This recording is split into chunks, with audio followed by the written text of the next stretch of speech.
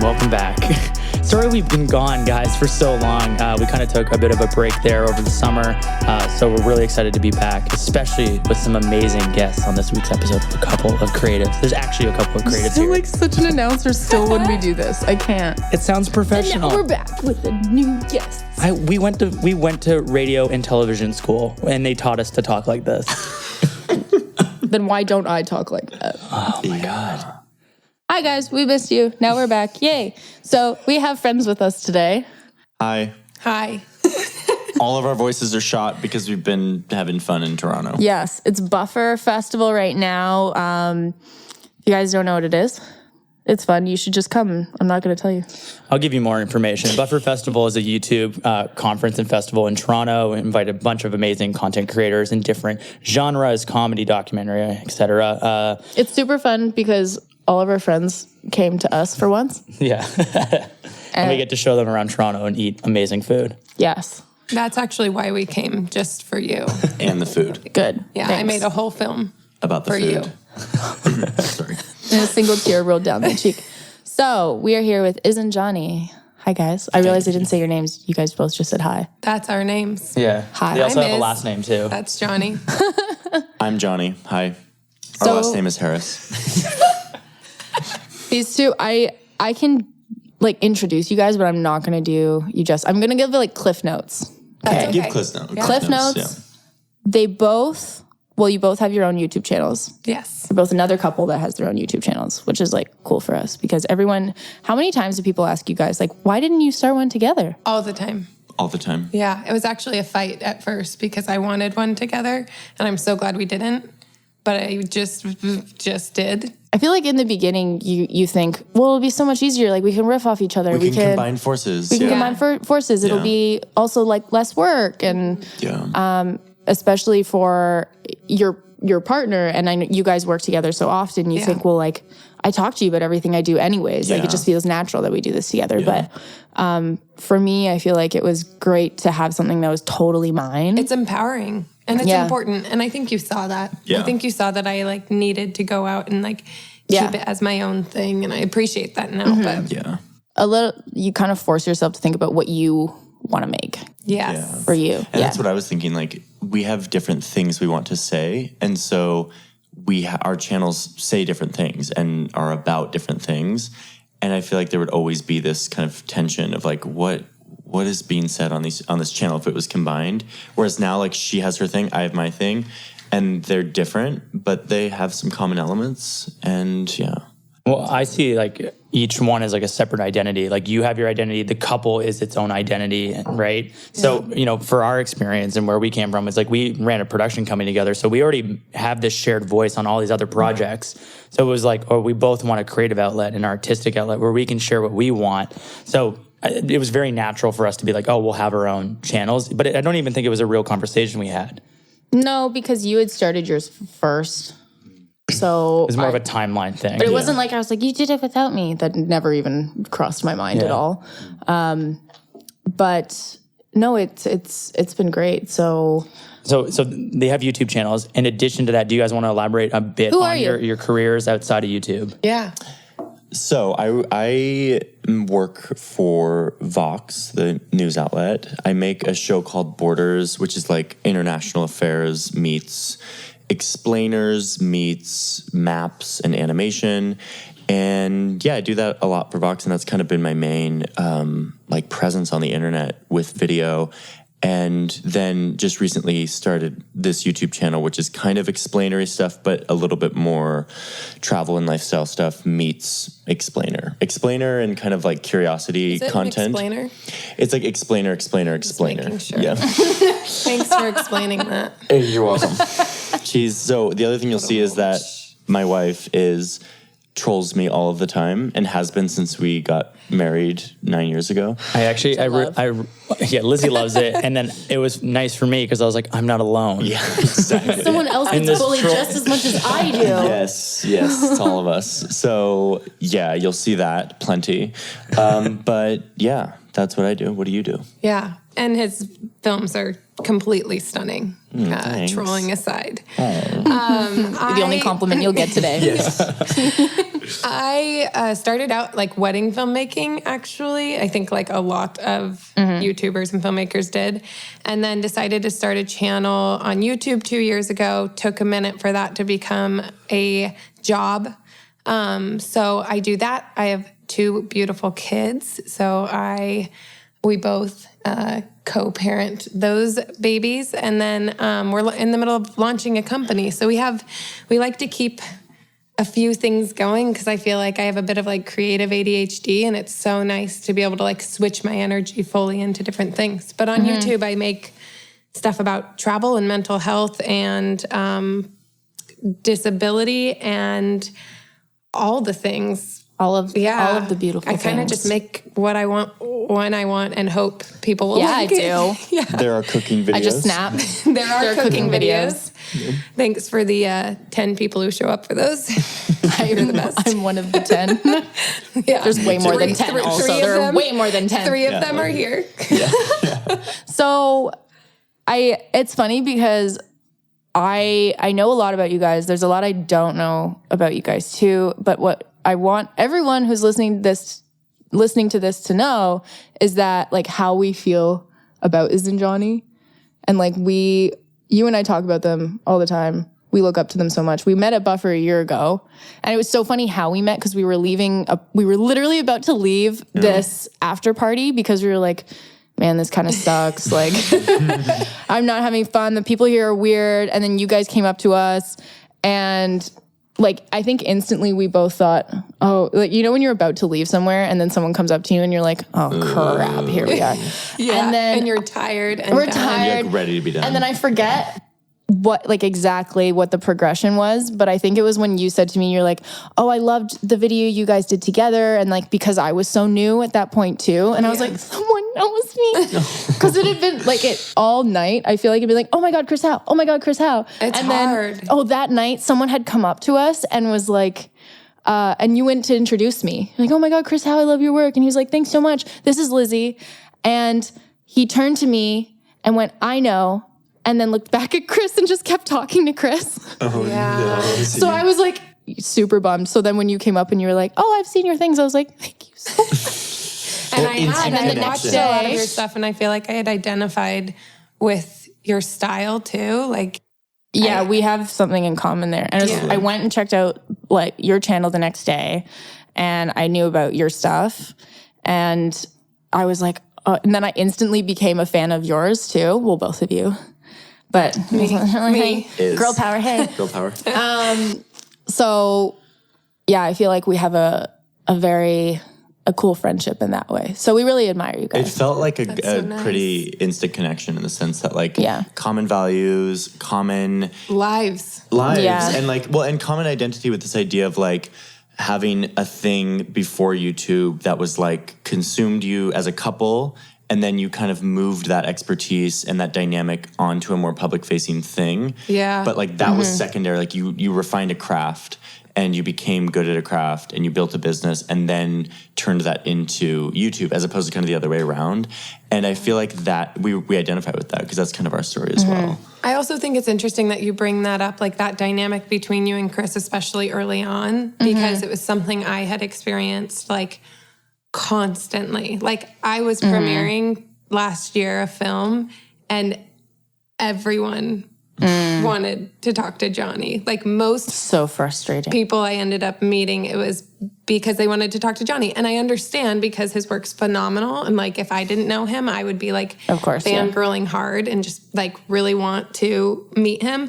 But it is this interesting dynamic between a couple and it's uncomfortable to talk about. But it was this like honestly, when we talk about like me wanting us to have the same channel, it was like out of fear that I couldn't do it on my own because there was so much recognition I was seeing of his work and I felt light years behind. And it's been so good that I like just sat with that and like sat with that discomfort. But it's interesting, like I was drawn to your work. I saw something specifically in your work.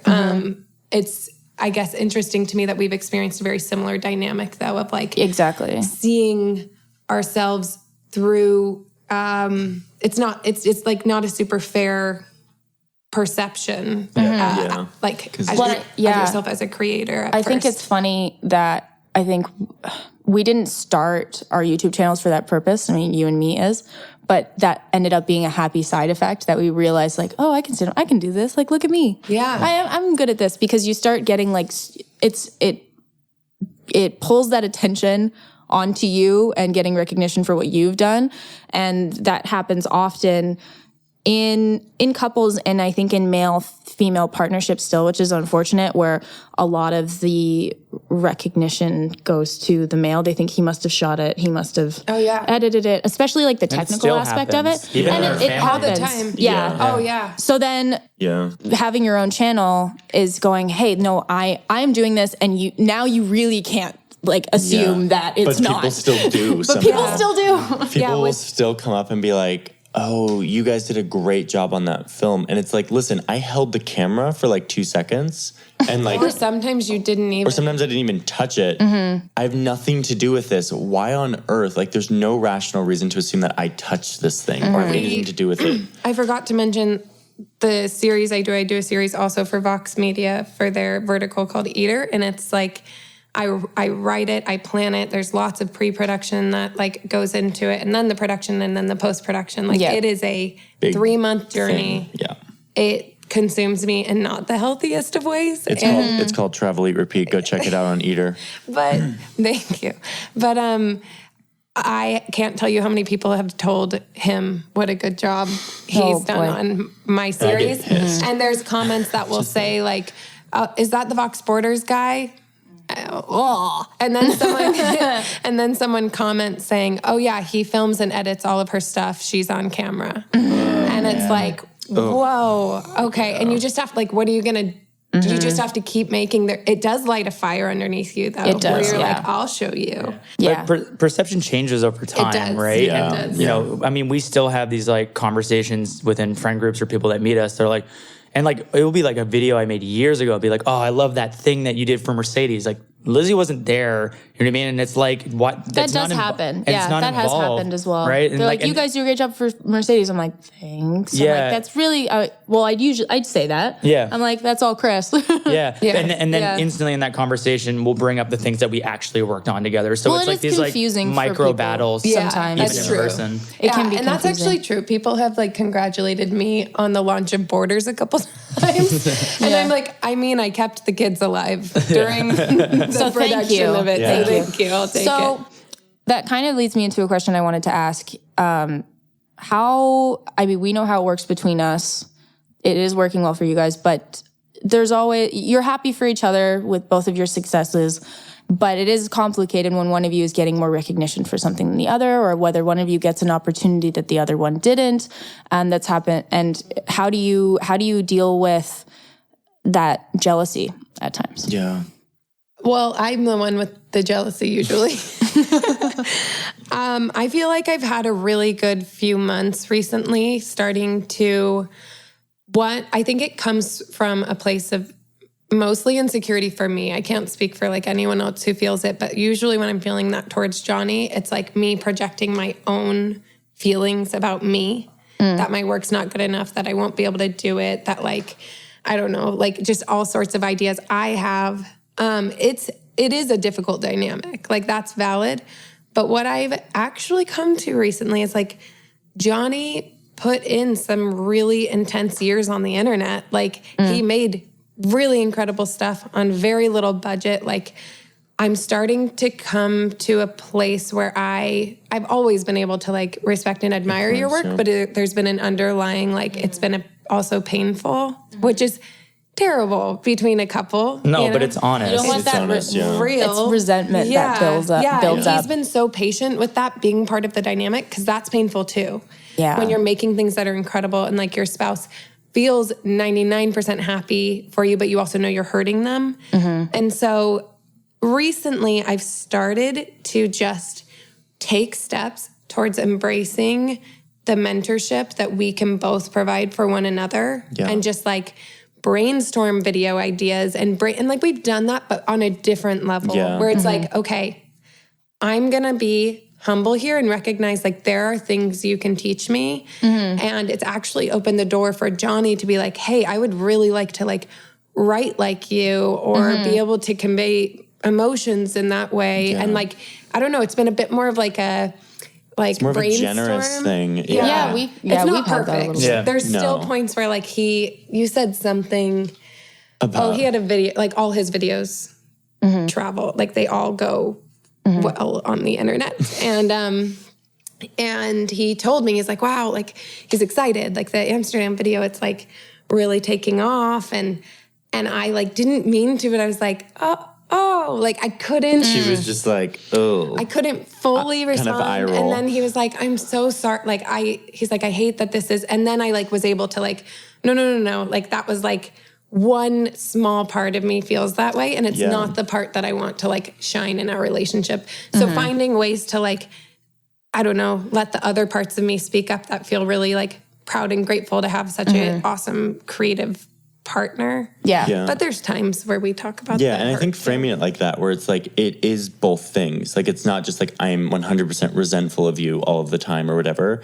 It is this like split thing where it's like you feel both at the same time. And that's like, that's being honest and upfront about that in a creative dynamic, I feel like is vital to not let that kind of fester, especially when you're working so closely together. I also think like, I don't want to make it sound like it's all just like, emotional, not that that's like not just as legitimate, but it's also like there's some logistical like legitimacy to it, and that, and you're so good, and I think Chris, you're like, from talking to Lizzie, you were this way too, of like acknowledging like as a man, like as a male filmmaker on the internet, like there are advantages in the ways that you're going to be received and the ways that people are going to like recognize your authority. And Johnny's always so good, like even in pay and negotiations, like he's always been really good about acknowledging that. So I don't feel like I'm like screaming to no one about how annoying it is. He's like, I hear you, I see you, like I'm in this with you, and like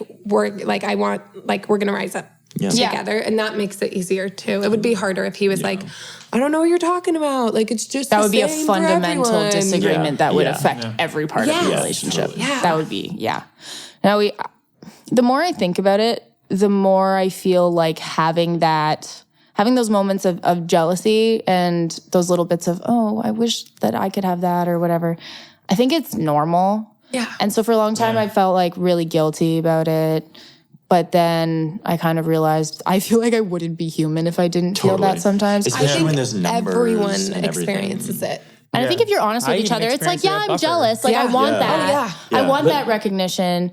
And I think that's okay. But if I tell you that and I'm like, I wish people would say that about my film, but I am really happy for you. It's a two-part feeling. It's a complicated thing. And you have to be able to receive that and say like, that's that's valid. I kind of got the feeling because I think there were, with people coming up to us about our films. Is that what you're going to talk about? Yeah, no, because I think I first saw that. No, and it's all good. So like I had so much respect for the film that Lizzie made this year, and like one of the things I just wanted to touch on is that when you started your YouTube channel, I recognized that the work that you were producing, it was the best work I had ever seen from you when it was like fully yours. Yeah.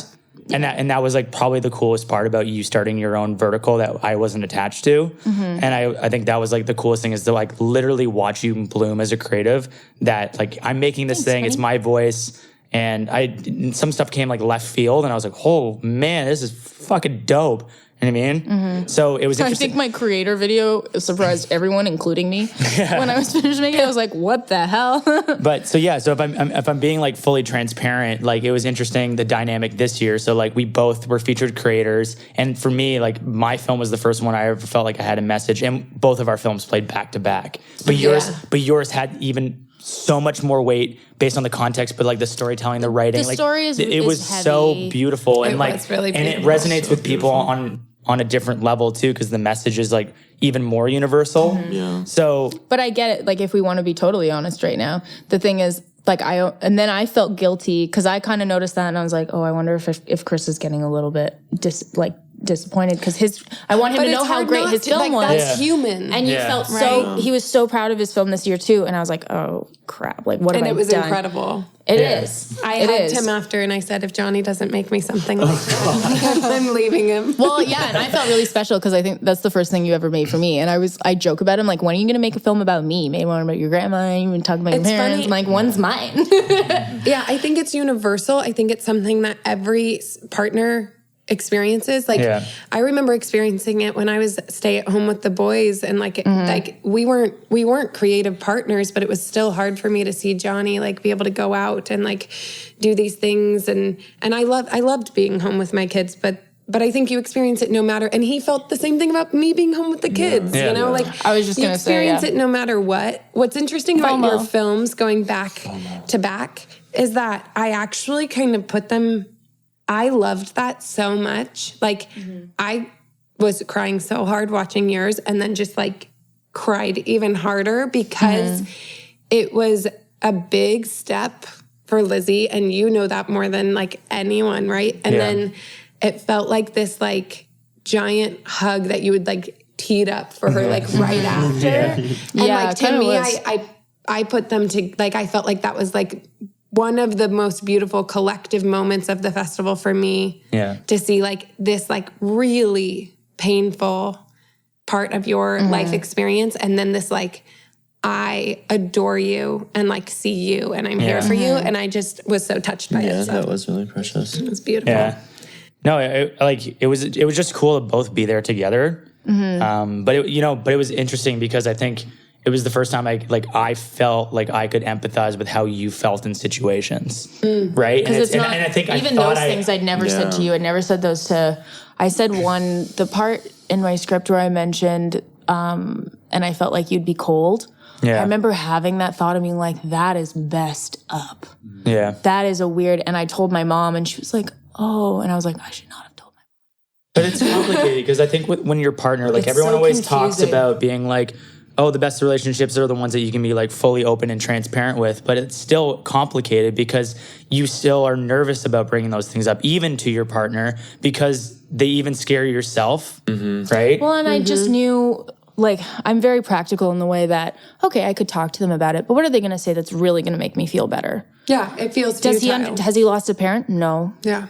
He's lost a lot of other people, but it's different. Yeah. What am I really going to get out of saying that out loud? I felt the same way about my film this year with Johnny. I actually have found that my filmmaking has been a way to communicate with Johnny, with my parents, about things that like are so incredibly painful, and finding a way to deliver that. I feel so lucky to have the ability that we all have to like wrap my message exactly how I want it, and not in like an over edited way, but like exactly how I feel it. And then attach visuals that for me exude exactly what I feel about it, and then say it. Like it definitely was, I mean, he had heard the poem and things, but there was a lot of healing for me similarly that was like, you're not ever, Johnny, ever like really gonna get what this was, but this is the closest like you will ever be to understanding what it was and is for me. And that's, I don't know, it's such a cool thing that we get to like. And at the end of the day, that to me, like minus the numbers and the contracts and the stuff where it's actually like apples to apples, you can compare like recognition in these like very numeric ways. Like the thing that's super worth celebrating about working in this together is when you see those moments. Like when you see the moments where you're like, you are doing your best work, and like, who cares about the numbers in this moment? Who cares about the brand deals? Who cares about all of that? Like you are saying what you want to say in a beautiful way. Like that is success. Like everything else be damned. That's what I love, is like we're on the same playing field in that, because we're both trying to say something, and it performs differently on the internet or subscribers or whatever, but like, cool that you have that platform. That's what's worth celebrating, and that's when I get the most excited. On that note, if we could pivot slightly to just because it does relate to what we were talking about, in that we all want to say something exactly like how you put it, but there is this, like, we're being pulled in two different ways on YouTube. I feel like we want it to be a sustainable career. So therefore we need views. Got to have the views. So did you ever feel conflicted in, I want to make the thing I want to make, but is this what people want to see? Always. And how do you manage that? And what do you think ultimately is in what you want to make it is the perfect combination of that? I'll give my short answer because mine's less complicated. Is I think a probably more nuanced answer, because I was trained up on Vox's YouTube channel, basically, which is a journalistic website that has the mission to communicate complicated things to the biggest number of people possible. Visually, and using all these things. And that honed in my mission and what I wanted to say to a very narrow thing. Explain things to people and make it entertaining and fun and beautiful. And so now that I've hopped over to my own YouTube channel, I kind of am still doing that. And I'm still teaching an audience about a concept or something like that. I have not opened myself up to that kind of like, I can make whatever I want. And I feel like if I did start to do that, more kind of lifestyle or more kind of poetry or whatever like this stuff does, then I would be conflicted. But like right now, I'm like, I am here to teach an audience. He's also only had 2 videos that have not completely skyrocketed. And he like was rocked when that happened. Okay, It's the worst day of my life. But that's what I'm saying is like I've been trained to do that, and like that's what I do. It's a very narrow thing. Yeah, I'm still a teacher. It is a narrow thing. Mine is not. I like when I started, I refused to niche in. I know that's the advice. I know I'd grow faster if I did it. I can't. Like I have to. What I want to say changes week by week, and if I'm not saying that, I have a really hard time saying anything at all, which sounds, I don't know if that makes sense, but I've had to kind of live by that. I will say, as I'm now, I did really, really well my first year, and even first year and a half on YouTube. I've been on for now almost 2 years. Yeah, your like both of your growth on your channels was like crazy. Like from conversations of literally like I think you were still like, should I do this? And we were like at a coffee, like at a Starbucks on Elm Street. Yeah, and to be like a year from now being like, geez, man. Yes. Both of you. Talk you know about I mean? the couple dynamic though. I'd been on there for over a year, and then he like just jumped past me in numbers, and I was like, oh, but now it's just my mission to catch up. Like and subscribe. So you and Lizzie are the same. Sometimes like driven by spite in the way. Yeah. It's not a bad thing, man. No, it's a good thing. I admire it. It's the same thing with like sometimes not liking what you make yourself and being competitive with yourself too, and like feeling like, okay, I'm going to do it better. Like it's a good thing as if you long can as it manage doesn't consume you. Yeah, as long as you put the boundaries up. But so I felt like I did a good job of just making whatever the hell I wanted until I started getting more sponsorship deals, and that's when the views start to matter, and you see an actual monetary reflection of your videos doing well or not. I don't know if people understand how that works, but like a lot of times I'm going to go ahead and assume you can give a brief based on explanation just like more a lot of views, things, but better view rates. counts. Yeah, your brand power as a whole. Whether it's like a million things, but that's one of them, and it's probably the most easy to measure. Like, and so I've had to kind of fight this battle definitely inside me, where it's like I'm going to keep making what I want, but I've made little shifts on how I'm going to do that. Like maybe I want to make a travel piece, but maybe it should be like the top 3 like rules I have for when I travel or whatever. And it can still be beautiful, and it can still be me exploring a place with my kids and a memory for me, but it caters a little bit more maybe to what people want to see. I don't know. Yeah. Part of this is a philosophical thing too. Like, what is your mission on your goal, or on your what is your goal on your YouTube channel? And for me, it is 100% audience oriented in the sense that it's like I am there to teach, and like I have that mission, and I don't really give a lot of vulnerability. I don't really give a lot of feelings or personal stuff. I'm like, and that's not my goal. Yeah, and so like that, because that's my goal, I focus on audience centered content. 100%. I've always dreamt of like the day, like right now, like YouTube's a big piece of my pie in terms of being my career, right? And I love that. Like I feel so freaking lucky that that's the case. I think we all do. Like that's so cool. But I do dream of a day where it's like just my creative outlet, and it's like I'm doing maybe a few other things that are bigger pieces of the pie, and then it's like like I have this idea and I have to make it and it's kind of quirky and it's kind of wild and like that's my place to put that there and I have this audience who's like ready for it or not and it doesn't really matter. You know, like it just gets made. But the way we all do it, it can't 100 I don't think it can 100% be that for anyone yet, at least. It's a business still, and we have to think. We have to think of it like that. Yeah. I think that only recently am I kind of. I started YouTube trying to prove a point. Hi, I'm Lizzie, and I have spite. But I make videos too.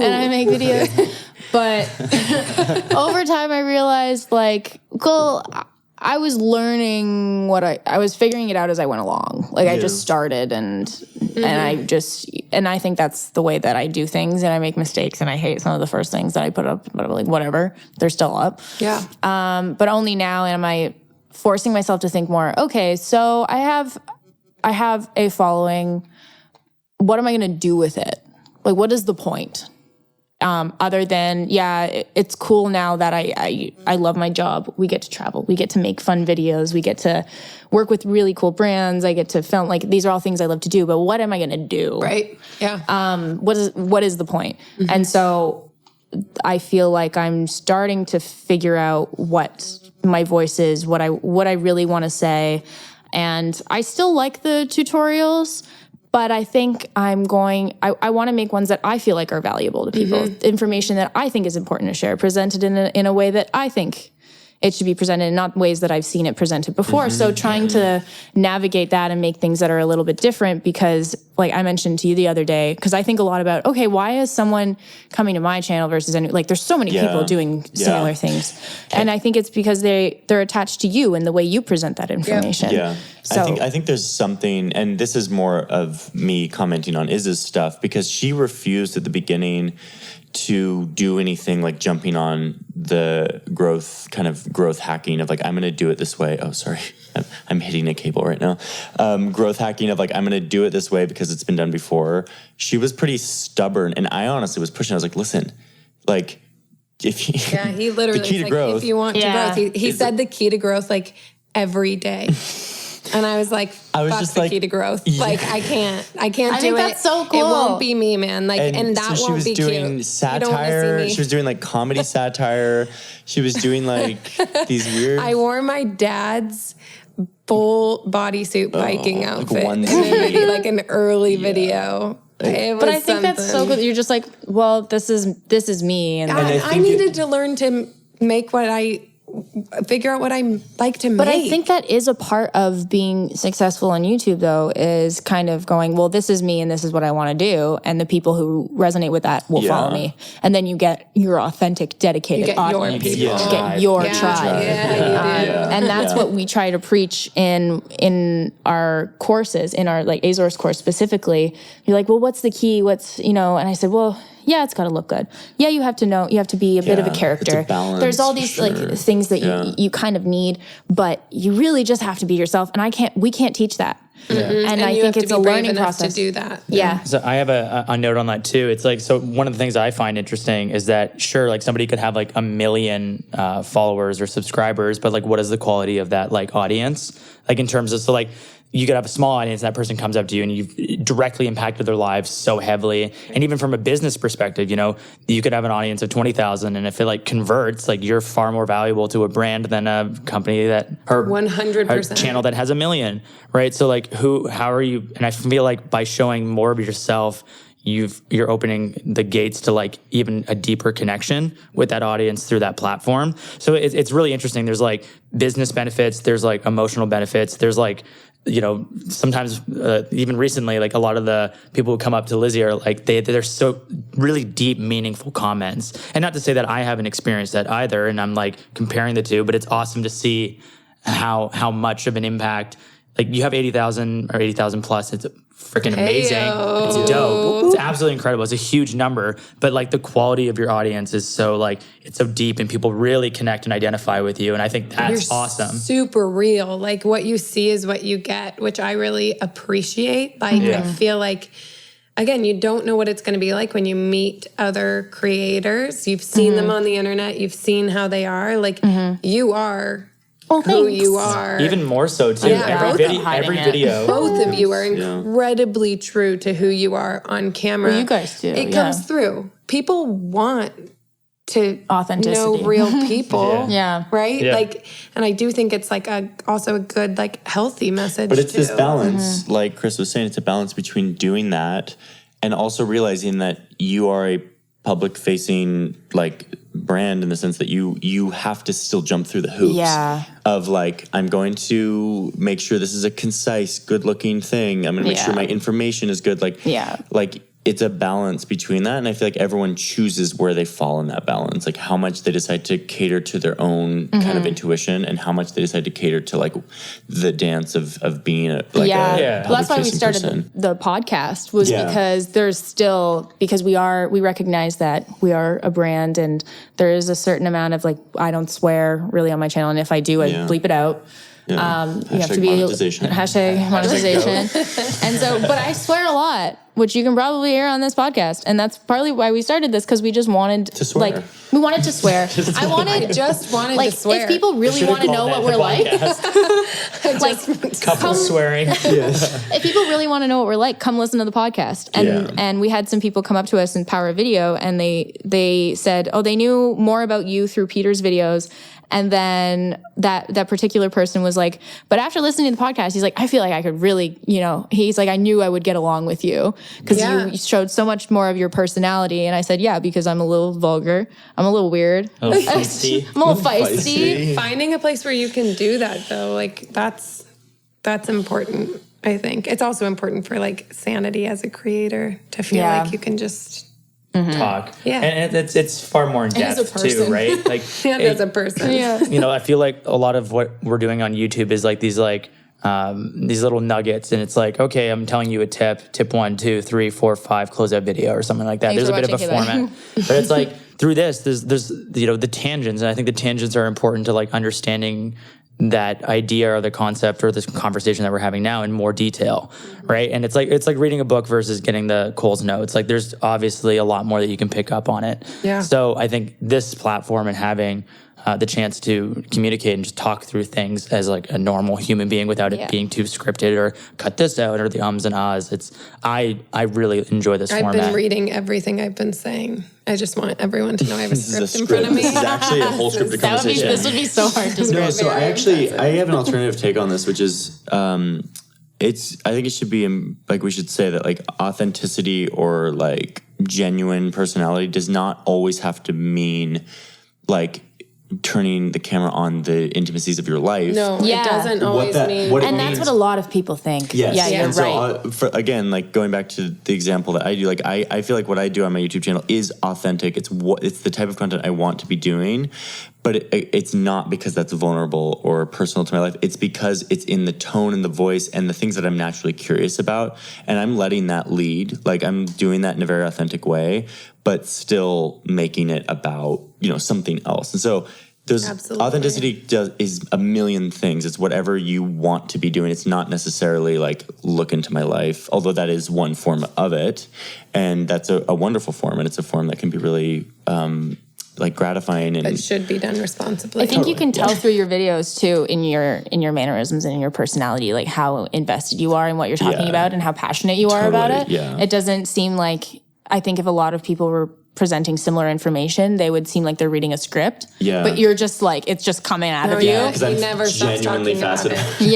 Like ever. You can tell. You can tell. And I think, that's why you're such a good personality for that too. I think that's why I consider that to be authenticity, even though it's... Well, it is. It is. Yeah. And it's also vulnerability. But we have like this one way of looking at it where it's like, it has to be talking about like your feelings or anxiety or depression, and there's no issue. I do that. But I think that there's vulnerability in showing up as yourself and your curiosities and your quirks and your whatever, and just like making a tutorial, teaching a lesson, like telling a story.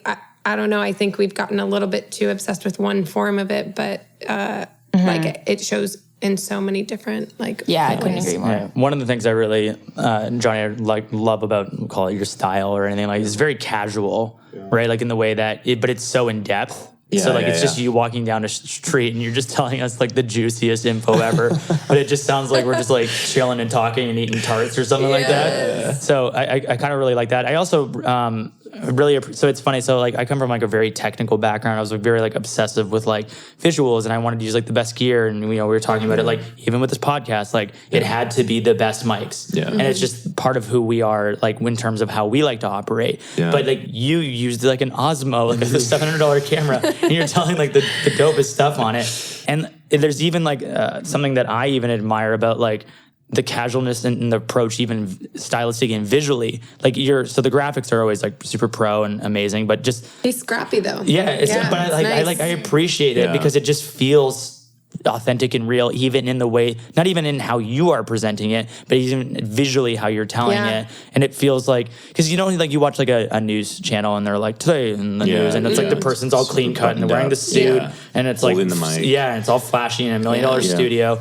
I'm like, I hate this guy. I don't know. I can't relate to this guy. I hate this guy. Yeah. And then you're literally doing the same thing, and I just like, I care. And it's crazy. Just like, and it's multifaceted. It's visual. It's the way you're delivering it.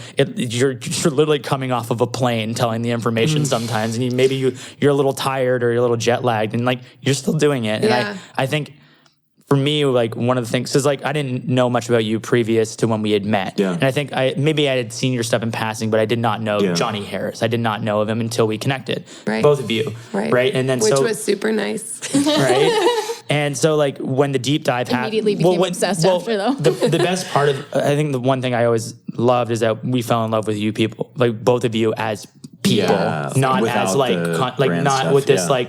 Okay, this is what I know of them previous. So like, okay, fell in love with you both as people first, and then did deep dives on both of you, and we like binged your content. We binged Iz's content the next day. I have to remember that you can't see my hands, so I pointed at Iz. Yours. So we binged all of Iz's content, and then we started watching yours right afterwards.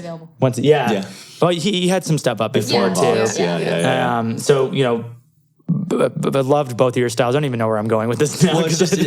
Well, you know what's interesting about Johnny's videos being scrappy, and I love that word because I think it is like a scrappy production, a scrappy. Like I think we can get so caught up in like the gear and the details and the things that they almost like inhibit. Like I will get this way, I'll get really rigid, and then I can't like be like on as I want to be, or like in the moment as I want to be with the like whatever story I'm trying to tell.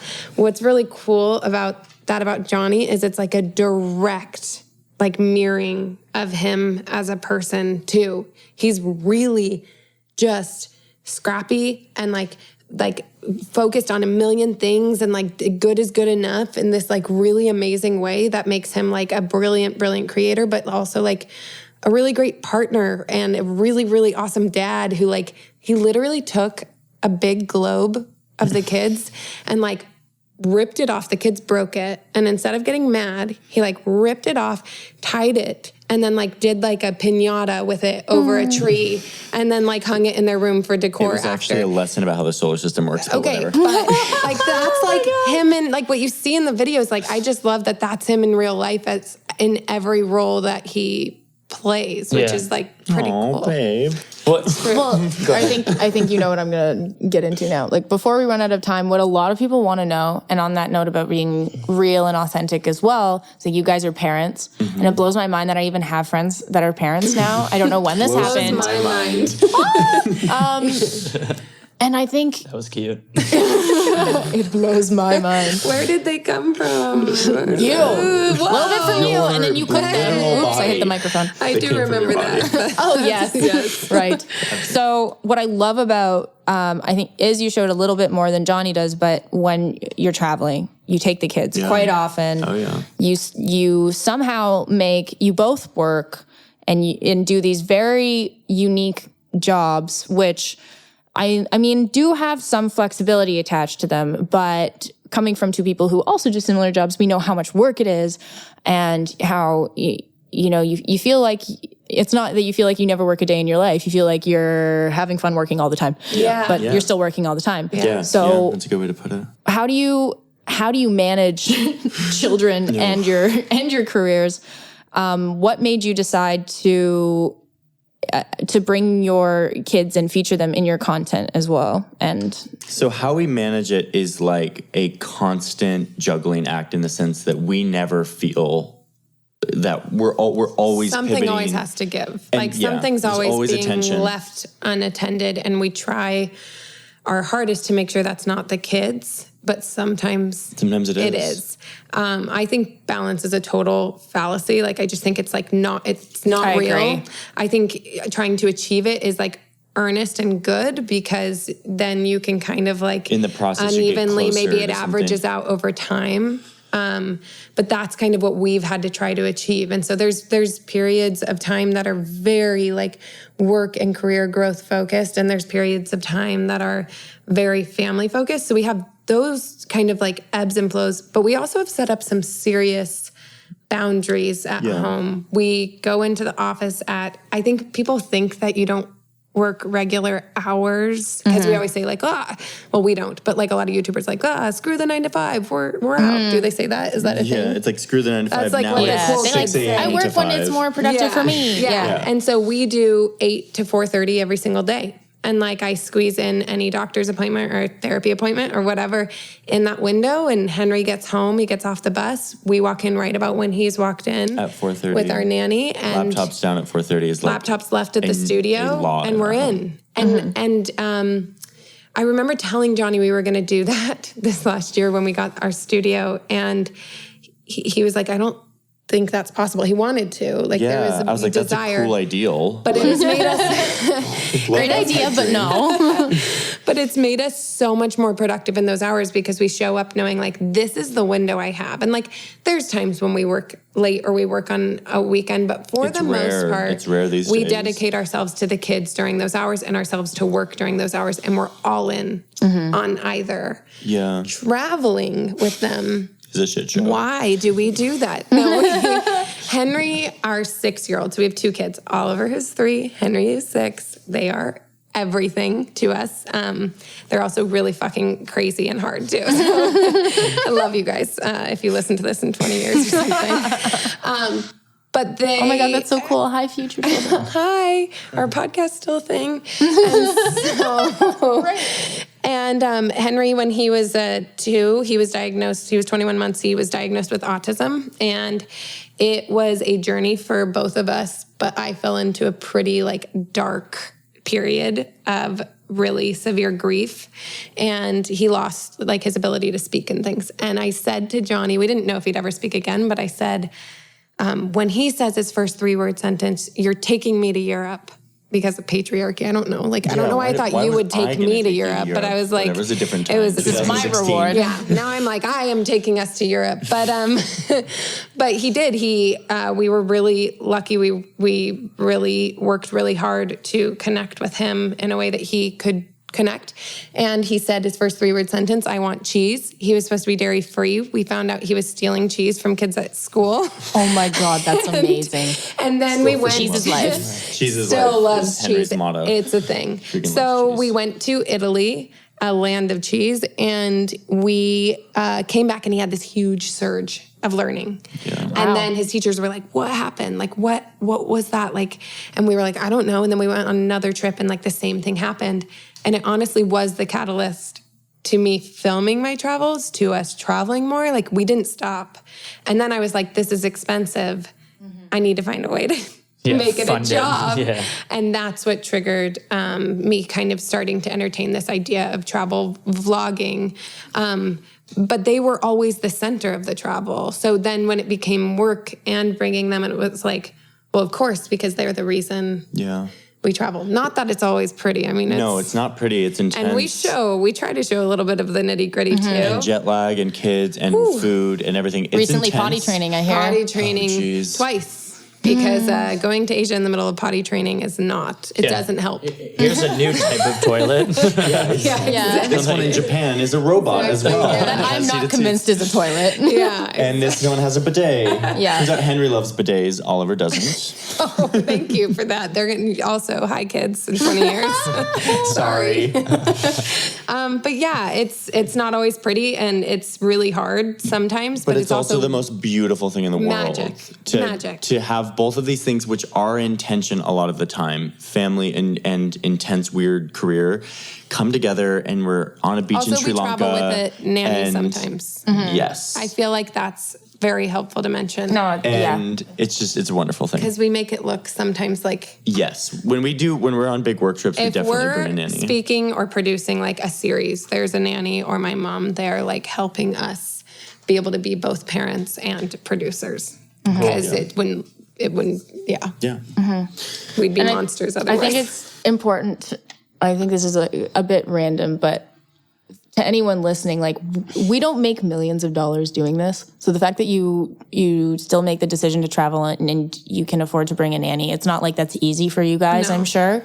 So I just I want people to know and recognize that it's still a risk in taking that trip and deciding to get that content. It's a business. It's a business cost. 100%. And it's this decision of like, we have all of four of us sitting here have big dreams. Like, we want to do some big things, and I want to be a really good mom. And he already is, but he really wants to be a really good dad. He's a really good mom. And so it's this way to it's an investment in making both possible and saying like, okay, they're going to come because I want to be the host of this series. You know, but I don't want to leave them for 10 days. Yeah.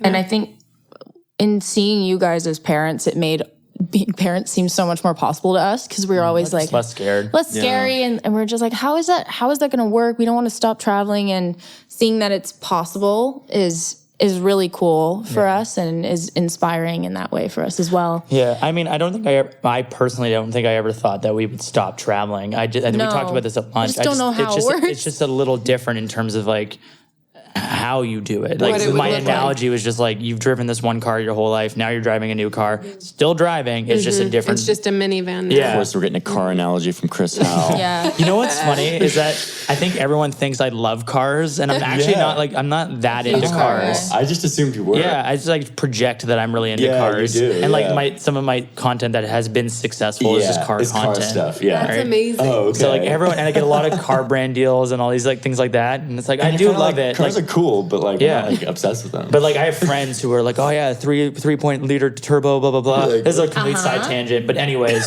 So tell me more about that 3.2 liter. Oh my God, no. So children.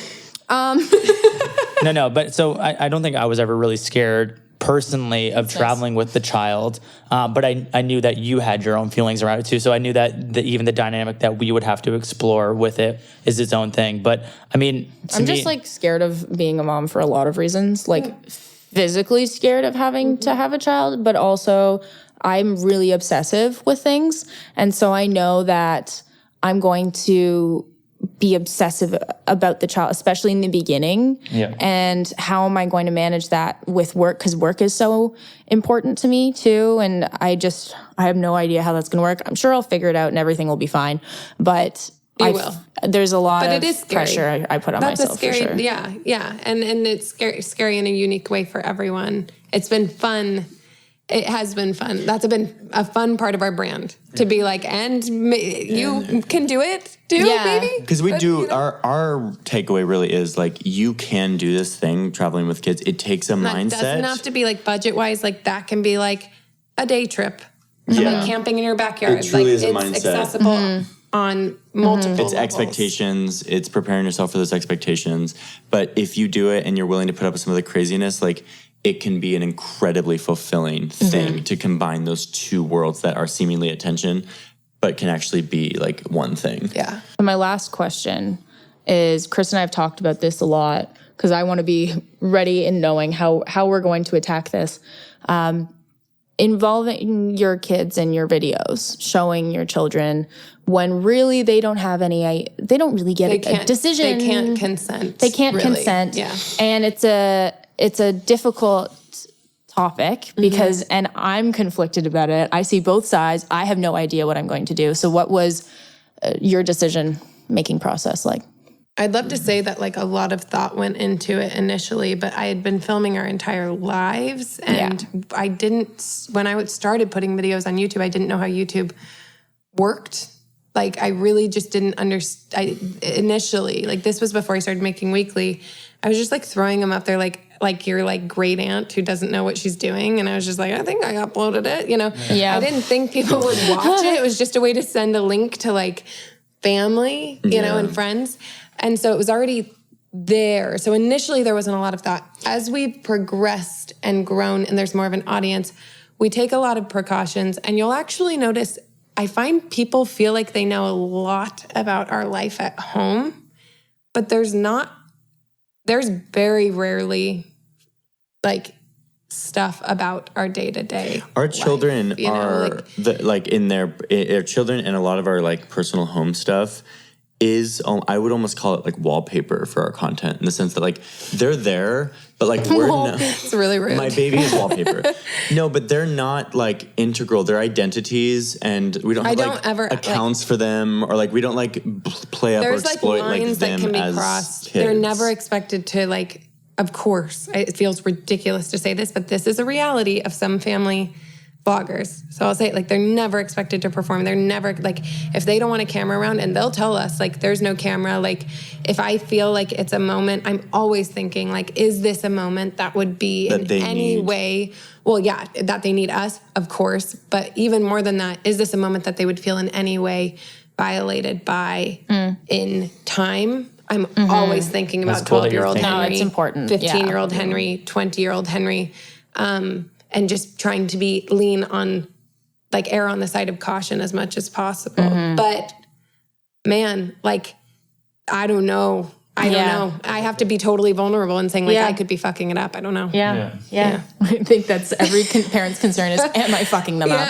Yeah. Like, we will know. I mean, my parents were wonderful, and I've paid thousands of dollars in therapy to process. I know, right? We all look back and we're like, you shouldn't have done that to me. And I'm like, what am I going to do? Exactly. Like, our kids are going to be like, remember that time you did this one thing? You're like, no, I don't. Yeah, exactly. So on that note, do you guys have any final thoughts, anything that you'd like to kind of leave a message or anything in terms of couples, creativity, family, travel? I think we've covered a lot of cool stuff here. Yeah, I've already said it, but we just feel very lucky to know you guys. And I just think this has been like a really special friendship for me and us. Yeah. And you guys have been so supportive. So I think just saying that publicly and saying that you like are as good as anyone and everyone thinks you are, like, it's been really special knowing you. No, we feel the exact same way about you guys. It's a real love fest. Everyone should start a YouTube channel just to make friends. Like, seriously, I don't know where it's been our like main mechanism of friendship. Take a hot second, plug your stuff. Oh, where can we find you guys? I thought you said unplug my stuff. That's what I was like. About to unplug the mic. Yeah. Clean up the studio. Okay, fine, I will. Sorry, Chris. YouTube.com/isharris. Yes. Or Eater, right? I mean, sure. Go look up Travel, Eat, Repeat, which is Izzy's amazing show. It's so good. It's some of your best work. Thank you. And then Instagram is .harris. Johnny, go for, or I'll do yours. Okay. Johnny.harris on Instagram. YouTube.com/ he doesn't have one. _VLQ. Just Johnny Harris on / just Johnny Harris on YouTube. Or Vox Borders. USA coming out in January. That hasn't been announced yet. Sorry, USA coming out in January. You heard it here first, folks. I think, how many people listen to the podcast? Like 1,000 people. All 1,000 of you. No, we have a nice audience. We appreciate you guys. So thank you guys so much for listening. If you found any value in this episode, please give us a like or leave a review on any of the different stations that you're, whether it's Spotify, just the spot that it is, leave a review. It actually helps and makes a difference in getting this podcast As a friendly reminder, we do this podcast for fun, and we do not make any money off the podcast. It's just us talking with some of our favorite couple friends. And so if you guys could just take the time to leave a review, that would mean everything, because we would love to keep doing this. Sweet. Love you guys. We'll see you soon. Bye.